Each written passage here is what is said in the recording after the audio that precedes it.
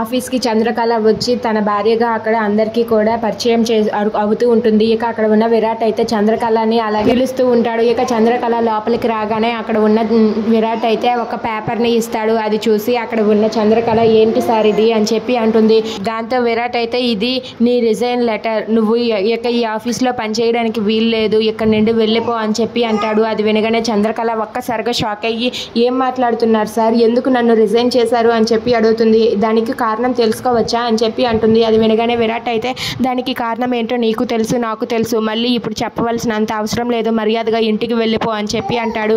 అది వినగానే చంద్రకళ ఒక్కసారిగా షాక్ అయ్యి ఏం చేయలేక దాన్ని పట్టుకొని ఇంటికి వెళ్ళిపోతుంది. ఇక చంద్రకళ ఇంటికి రాగానే అక్కడ ఉన్న శాలిని చంద్రకళతో ఇలా అంటూ ఉంటుంది.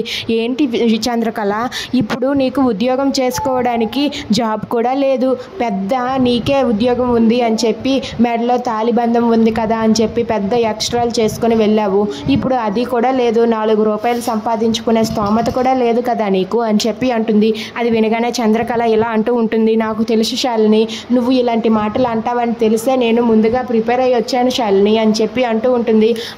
ఏం ప్రిపేర్ అయ్యి వచ్చావు, అయినా నీ పెంపకం అలాంటిది కదా, మీ పెదనాన్న వాళ్ళు నిన్ను అలా పెంచారు, ఏం జరిగినా ఎన్ని మాటలు అన్నా ఎలాంటి ఇబ్బందులు వచ్చినా సరే అన్నీ నోరు మూసుకొని భరించమని, సిగ్గు లేకుండా ఇక్కడే ఇలా పడి ఉండమని అలా పెంచారు, నీ పెంపకం అలాంటిది, మీ అమ్మ నిన్ను అలా పెంచింది అని చెప్పి శాలిని చంద్రకళతో అంటుంది. అది విని చంద్రకళకి చాలా కోపం వచ్చి శాలిని దగ్గరికి వెళ్ళి శాలిని ఏం మాట్లాడుతున్నావని చెప్పి శాలినిని ఇలా ముందుకు తీసి తన చెంప పగలగొడుతుంది. అది చూసి శాలిని ఒక్కసారిగా షాక్ అయ్యి అలా ఉండిపోతుంది.